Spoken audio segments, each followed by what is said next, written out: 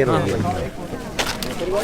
नमस्कार, मैं जोगेंद्र कथुरिया बेबाक तीखे बोल चैनल की टीम अभी पहुंची हुई है बड़ौदा विधानसभा के गांव पुट्ठी में। और अभी यहाँ योगेश्वर दत्त जी पहलवान ओलंपियन और पिछली बार 2019 में भारतीय जनता पार्टी की टिकट पर चुनाव लड़े थे।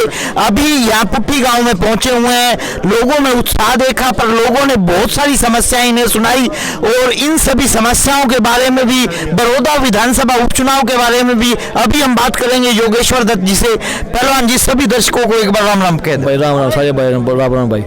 पहलवान जी, मैं ये कहना चाहूँ कि मैंने इस हलके के हर गांव का, हर गली का दौरा कर लिया है, हर गांव में घूम के देख चुका हूँ। इतनी समस्याएं 90 हलकों में किसी भी हलके में नहीं है। बड़ौदा मुझे 90 हलकों में सबसे पिछड़ा हुआ दिखाई दे रहा है। यदि बड़ौदा आपका साथ दे तो आप बड़ौदा को कहाँ तक ले जाएंगे? देखिए, पहली बात तो ये कि ये समस्या पिछले 5 साल में नहीं हुई, इतनी ज़्यादा समस्या। पहले 10 साल कांग्रेस भी रही, उससे पहले इनेलो भी रही है। ये बहुत लंबे समय से कमियां होती गई, जब इतनी बड़ी समस्या बनी है, ये इतनी ज़्यादा कमियां आई हैं। हमारा ये है कि भाई इस बार 4 साल सरकार के बचे हुए हैं, मुख्यमंत्री जी ईमानदार है और प्रधानमंत्री के बारे में तो पूरा देश जानता ही है कि भाई उन्होंने देश हित के लिए कितने बड़े कठिन फैसले लिए हैं। उम्मीद आते हो 70 हो, 35 हो, राम मंदिर का मुद्दा हो, 3 तलाक हो, सीए कुछ भी हो, मतलब सबसे पहले देश हित उनके लिए, देश के लिए कठिन फैसले लिए। और मुख्यमंत्री जी ने अभी इस हल्के के बारे में बताऊं कि 2 कॉलेज दिए हैं अभी मुख्यमंत्री मनोहर लाल जी ने। एक मेरे गाँव में लड़कियों का, एक मेरे गाँव में बैसवाड़ा में और एक बड़ौदा में। नहीं तो आप कोई बाइट दिखा दो कि हल्के लिए उन्होंने कुछ डिमांड करी हो, कोई कॉलेज मांगे हो, कोई यूनिवर्सिटी मांगी हो, या कोई और संस्था मांगी हो, कोई बिजनेस के लिए कोई और चीज़ मांगी हो। बस ये है कि भाई अब सरकार के 4 साल हैं, सरकार के साथ रह गया, हल्का का विकास कराना है। हमारा यही है कि भाई यहाँ लोगों जो बड़ौदा इतना पिछड़ा हुआ है, ये भी उस कैटेगरी में और आगे बढ़े और हल्कों से आगे निकले।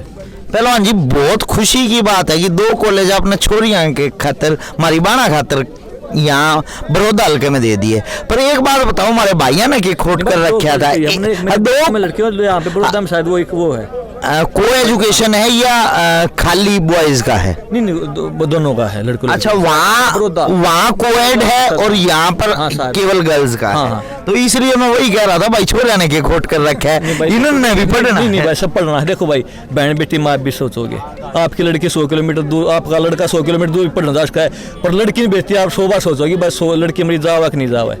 और वही चीज़ क्योंकि माँ बाप भाई सब सोच रहे हैं कि भाई हमारी लड़की है, चाहे वैसे लड़का भी नजदीक पढ़ा है, पर पहले लड़की में ज़्यादा होती है। भाई लड़की गांव में 12वीं तक पढ़ा हुआ है, उसके बाद सोचा भाई शादी कर दिया, बाहर कहाँ पढ़ेगी।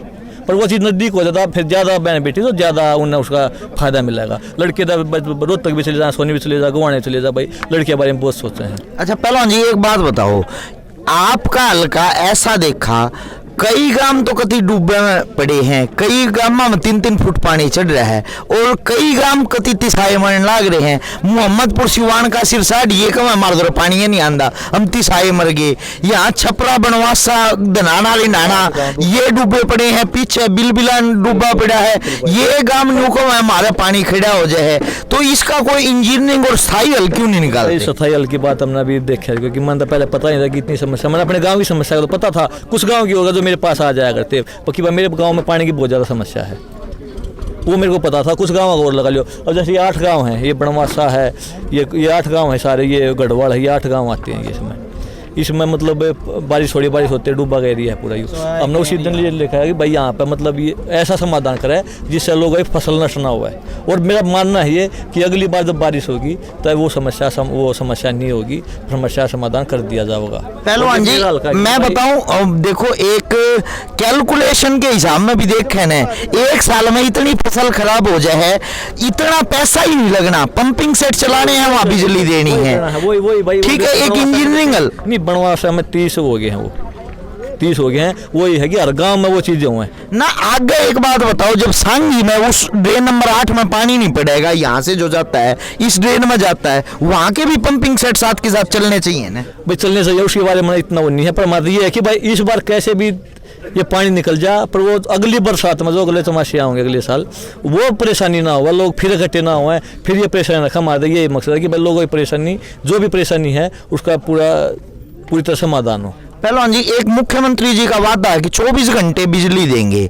ठीक है, कई गांव में हम 12 मीटर भी लाग लिए, ईब भी 24 घंटे लाइट नहीं आती। भाई कुछ नहीं भाई, ये बिल्कुल ठीक बोल रहे, कुछ लाइट कट रही है, हमारे पास फोन पे आ रहे हैं, कुछ लोग कोई जगह जो लाइन मैन ये है कट मार दें, वो क्या है क्या नहीं है, हमारे पास फोन भी आया है, वो कोई बिजली का फॉल्ट हो जाए या कुछ है, पर जहाँ मीटर है वहाँ 24 घंटे की अभी करके गए थे मुख्यमंत्री जी पीछे। अब ज़्यादा बिजली आओ भाई, 24 घंटे का गाँव हम बिजली की कर नहीं सकता, पर हम जब होंगे तब ये हमारी कोशिश की ज़्यादा ज़्यादा हर सुविधा मिला भाई जितनी भी चाहिए। अच्छा पहलवान जी, आप खुद एक खिलाड़ी रहे हो, आप खिलाड़ियों की आवाज़ अभी मैंने देखा युवा साथियों से बात कर रहे थे, उन्हें उत्साहित कर रहे थे। यहाँ बड़ौदा हल्के से कबड्डी का हब है, जैसे कथूरा में आप रिंडाना में बात कर रहे थे, कितने अंतर्राष्ट्रीय स्तर के खिलाड़ी निकल चुके हैं, पर जो वहाँ के लोग कहते हैं कि हमारे पास हॉल नहीं है। अभी हमारे जो सांसद जी रमेश कौशिक जी वहाँ जाके हॉल का उद्घाटन करके आए हैं।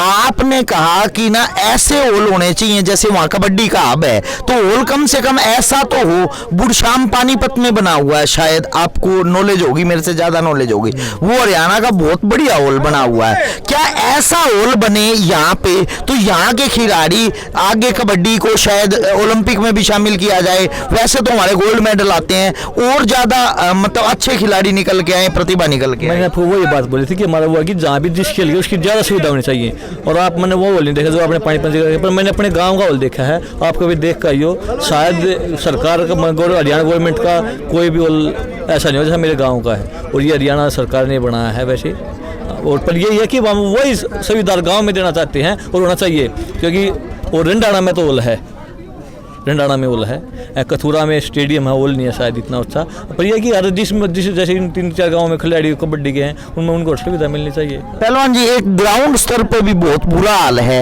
लोग बीपीएल कार्ड के लिए, राशन कार्ड के लिए घूमते हैं, दर दर की ठोकरें खाते हैं, जिनके पिछले 4 सालों में पेंडिंग किस्तें थी, जो ये पेंडिंग किस्तें थी मकानों की, वो नहीं आई, नया कोई मकान नहीं आया। उसके बारे में आप तो सरकार का हिस्सा हो, सरकार की तरफ से चुनाव लड़ चुके हो, अब भी भावी प्रत्याशी हो सकते हो, तो आपको सरकार से ऐसी मांगे उठानी चाहिए, लोगों की ऐसी समस्या। हमने बाकायदा लिख कर दी हुई है, और पीछे सरपंच भी गए थे सभी, जब भी उन्होंने मांग उठाई थी, और मुख्यमंत्री ये कहा कि बस जल्दी ना किस्त खाते में आएगी। अभी 15 दिन पहले ही सरपंच मिले थे और मैंने भी लिख कर दी थी, बोले कि जल्दी भाई किस्तों वाला ये भी नहीं सुना कर, जल्दी किस्त भी खाते में डलवाते हैं। और बीपीएल कार्ड की भी मेरे को पता है, क्योंकि हम अब आए तो लोग हमारे पास फ़ोन भी कर रहे हैं, उसके लिए हम कोशिश कर रहे हैं कि बस जल्दी जो भी ज़रूरतमंद है उनको बीपीएल कार्ड जरूर बनना चाहिए। यहाँ जगह जगह लोग समस्या लेके आते हैं कि हमें सरपंचों से ये समस्या है, सरपंच ये खा गया। जो डिपो होल्डर हैं और सरपंच हैं वो उनको साइड क्यों नहीं किया जाता? यदि किसी डिपो होल्डर की शिकायत आती है तो उसकी तय तक विजिलेंस के तौर पर सीबीआई की जाँच क्यों नहीं होती? मैं बताता हूँ, होती है अभी इसे जितनी भी आज उन्होंने सरपंच की शिकायत की, पर ये सारे लिख के दे सकते हैं, हम साइन करके सब नहीं देंगे। वहाँ अगर सरकार अधिकारी हैं वो मतलब एक दो राय खड़ा हो जाता है, सरपंच की शिकायत कर दी, मौखिक लिखित कहीं नहीं तो आज तो इतना सरकार ने इतने आरटीआई के थ्रू हम उसका हम कर सकते हैं। बहुत ज़्यादा चीज़ें हैं, वो डिपोदार कुछ भी है, पर कोई बोलता नहीं ना। अब कोई आएगा तो सरपंच के सामने कोई बोले कि भाई ये मैं नहीं कहूँगा कि भाई ये है, ऐसी कोई अपनी शिकायत लिखित में दे तो कार्रवाई होगी। पर ये कि जनता ने बनाए हैं, सरपंच होया, एमएलए होया, एमपी होया, ये जनप्रतिनिधि होते हैं और पब्लिक इनको बनाती है और इनके ऊपर चलता है सारा खेल। अगर ये वोट ना दे तो कोई बन ही नहीं सकता, बनाना भी नहीं है। कल को किसी को एमएलए बनाते हैं तो इनके दम पे बनाते हैं। पर यहाँ पे एक ही चीज़ को, एक ही इंसान को लेकर ढोते रहते हैं, उसको गाली देते रहते हैं और वोट भी देते रहते हैं। वो ठीक नहीं है ना। बदल दो, कोई अच्छा नहीं है तो बदल दो, और 4 साल 5 साल बाद आते रहते हैं, जाते रहते हैं। अच्छा पहलवान जी, एक बात और बताओ, आप डीएसपी थे, डीएसपी छोड़ के राजनीति में आए, आज कैसा फील कर रहे हो? ये फील्ड अच्छी है या डीएसपी की अच्छी? देखिए, आप जहाँ भी ईमानदारी से काम करेंगे वही अच्छी है। डीएसपी की मैंने करी, वहाँ भी नौकरी तो इतनी नहीं करी, पर जब भी अपना ईमानदारी था, मैंने जब तक पहलवानी करी, कुश्ती करी है, ईमानदारी था वो करी है। पर ये है कि राजनीति मारने का कोई और मकसद नहीं है था कि भाई जो समस्या यहाँ की हैं, अब ये पानी की समस्या, मैं पुलिस में होता तो कुछ भी नहीं कर सकता था, पर हमारे को साथ में हुई तो ये समस्या मिटा सकूँ हूँ। यहाँ एसबी विश्वास नहीं मिटा सकता, वो भी किसी सरकार को लिखेगा। वो ये नहीं है कि भाई पुलिस में कहते चेक पाड़ कर दे ले काट लो, ले भर लो भाई, इसने बर्द कर लो इसका। ये कुछ चीज़ें जो सरकार में रह के सरकार द्वारा कराई जा सके हैं, वो चीज़ें तो सरकार में अपने राजनीति मारना पड़ेगा, मांग उठानी पड़ेंगी। मैं पुलिस में होता तो कोई मांग आप मांग के आगे किसी के बारे में कुछ नहीं बोल सकता, सरकार के खिलाफ नहीं बोल सकता। आज मैं किसी के बारे में बोलूँ, क्योंकि मैं आप आम इंसान हूँ, किसी उसमें रूल में नहीं बंधा हुआ नहीं हूँ मैं, ना मेरी बेल्ट की नौकरी ना सिविल नौकरी। और कोई भी बेल्ट की नौकरी तो वैसे ही बहुत ज़्यादा डिसिप्लिन की होती है, उसमें तो हर बात सोच समझ बनी पड़ती है। हम किसी का काम लेगा भी मुख्यमंत्री तक जाने तो 100 बार सोचना पड़ता। मैं तो खिलाड़ी था, मैं तो हर बार चला जाता सीधा। हमने 10 सालों की दाढ़ी ना कटवाई, लोग तो दाढ़ी हम तो वैसे बताएं कि हम तो एक सीधे साधे उसमें थे कि भाई ठीक है अपना अपना काम करें, खिलाड़ी हैं। पर पुलिस की नौकरी में वो चीज़ें नहीं होती जो यहाँ की जो मिनिस्टर बताइए, बिजली की है, पानी की है, वो तो इस राजनीति में आ गए तभी समाज का इधर इस तरीके से। वैसे तो पुलिस में रहते हुए बहुत सी देश सेवा पुलिस में रह के बहुत ज़्यादा होती है, क्योंकि उसमें भी हमें लोगों से मिलते हैं, उनकी समस्या समाधान करते हैं। पर एक जो ये समस्या है, ये समस्या तो यहीं आके दूर होंगी, और वो ही कारण था कि मैं राजनीति में हूँ। पहलवान जी एक आखिरी सवाल पूछूंगा, और जैसा कि हमारे चैनल का नाम है बेबाक तीखे बोल, एक तीखा सवाल आ रहा है आपके लिए। तीखे नहीं थे ये ना ठीक है, तीखा सवाल है पहलवान जी। मैं ये पूछूं, विपक्षी पार्टियों ने जैसे कि मैं हरियाणा की पॉलिटिक्स को बिल्कुल अच्छे से ऑब्जर्व करता हूं, पहले भी बड़ौदा में जो इलेक्शन था लास्ट 2 दिनों में पलट गया था। इस हलके में जातिवादी रंग दे दिया गया था चुनाव को।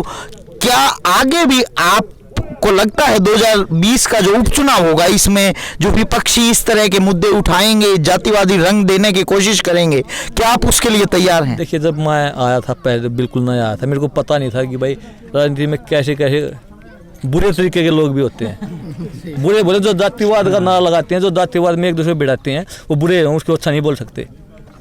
क्योंकि एक हर गांव में हर समाज के लोग रहते हैं, कितने प्यार से रहते हैं। पर जब इलेक्शन आता है या कोई और आता है तो वो 2-3 जगह ऐसे दूर दूर कर देते हैं। उसको कौन करता है? जो राजनीति लोग हैं वो ही करते हैं। वो चीज़ मैं समझ चुका। उसके बाद सबसे मिले भी हैं हम, हर समाज के लोगों से मिले हैं, उनके मन से वो चीज़ें निकली हैं। अब मैं देश के लिए खेला, मैं किसी जाति के लिए नहीं खेला। सब देश वाले ताली बजाई, इन भाइयों ने देखो, इनने भी था वो नहीं, इन्होंने भी ताली बजाई होंगी। जब तक देखिए भाई योगेश्वर कौन है, किसका है, बस ये कि भाई हिंदुस्तान का है। अब हम राजनीति में आए थे क्योंकि वो ऐसा कि बुरे लोग हैं, उनको पहचानना बहुत ज़रूरी है। क्योंकि वो बस उनको एक चीज़ चाहिए, कुर्सी। वो चाहे देश कटता है, मरा है, कितना जाओ, आपस में बैठो ना, कोई मतलब नहीं, उन्हें कुर्सी बैठ जाए, ठीक है। उनका जो उल्लू है वो सीधा हो गया। वो लोग समझाने हमने इन 7-8-9 महीना में लोग समझाए भी, हम सीधे मिले भी हैं, उनकी मन में चीज़ निकाली भी हैं। उन ये भी कहते भाई योगेश्वर हल्के में रहता ही नहीं, वो दिल्ली रहता है, बॉम्बे रहता है, सेलिब्रिटी किसी बात भी नहीं करता। पर वो टाइम मेरे को 20 दिन का मिला था, पर वो चीज़ समझी। आज इतने भाई हिंदे मिले, हिंदे भी वो है, किसी भाई के मन में हो भी, क्योंकि जो मेरे तो नहीं मिला वो तो किसी भी कब है। अच्छा पहलवान जी आप बताओ, आप तो झूठ वाली राजनीति तो उन राजनेताओं से दूर हो गए ना? बात तकता हूँ, चलो आगे, मतलब लोगों ने न्यू मानने नहीं से रहो, आज तक हूँ, आगे भी कोशिश है कि रहूँगा। मैंने पिछली बार जी बोले थे वो आपके काम नहीं हुआ, क्योंकि कोई भी MLA MP बना है आपके काम करते ही बना है। आप वोट ये दो कि भाई हमारी आवाज़ बने, हमारी जो समस्या है वो बोल रहा है। क्योंकि सब तय, अगर मान लो अपने 2 लाख वोटर हैं, वो 2 लाख वोटर तो बोले नहीं, वो अपने एक प्रतिनिधि चुनते हैं कि हमारी आवाज़ उठाओ भाई। वो चीज़ है भाई, अगर आवाज़ हम नहीं उठा पाए इनकी तो अगली बार 100% बदल दो, चाहे कोई भी हो, मेरी जगह जो और उसकी बदल दो। क्योंकि किसी का भी कोई भी राजनीति बयान रखी, वो पब्लिक की राजनीति होती है। पर हम राजनेता नहीं, हम तो ये है कि भाई सामाजिक में बोलना भी कई जगह भाई तो राजनीति है ही नहीं, वो तो सामाजिक हूँ मैं, राजनीति नहीं। और राजनीति ऐसा होना चाहिए जो बस अपने हित की बात करे। मेन चीज़ है कि भाई जो जिस चीज़ के लिए हम आए हैं, जिस फील्ड में आए हैं, उस चीज़ में उनका भला हो। अच्छा पहलवान जी टिकट तो पक्की होली होगी भाई? देखो ये अभी ये नहीं भाई, ये पार्टी की चीज़ है भाई, ये चीज़ अभी टिकट फाइनल नहीं हुई है। पर मेरा ये है कि भाई सरकार का मुख्यमंत्री जी बहुत ईमानदार हैं, प्रधानमंत्री ने देख कर वोट करो, मुख्यमंत्री जी ने देख कर वोट करो, और सरकार के साथ चलो भाई। बहुत बढ़िया भाई। चलो अभी मैं बेबाक तीखे बोल चैनल की ओर से जोगेंद्र गथुरिया बात कर रहा था। अभी योगेश्वर दत्त जो ओलंपिक में मेडलिस्ट भी रहे हैं, या 2019 में भारतीय जनता पार्टी की टिकट पर चुनाव भी लड़े थे, अभी भी 2020 में संभावित उम्मीदवार हैं भारतीय जनता पार्टी के लिए। मैं बेबाक तीखे बोल चैनल के लिए जोगेंद्र गथुरिया। हर खबर और नई वीडियोस देखने के लिए फेसबुक पर लाइक, इंस्टा पर फॉलो और यूट्यूब पर करें सब्सक्राइब।